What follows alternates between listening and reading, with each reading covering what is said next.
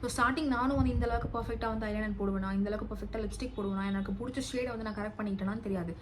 டக்குன்னு எனக்கு ஒரு ஷேட் ஃபிக்ஸ் ஆகிடுச்சுன்னா இப்போ வரைக்குமே இந்த ஷேடை வந்து நான் மாறவே மாட்டேன். மாமா இடத்துல ஒரு பிராண்ட் இருக்கும், ரெனி இந்த மாதிரி ஒரு சில ஷேடை ஒரு பிராண்ட்லேருந்து நான் ஃபிக்ஸ் பண்ணி வச்சுப்பேன்.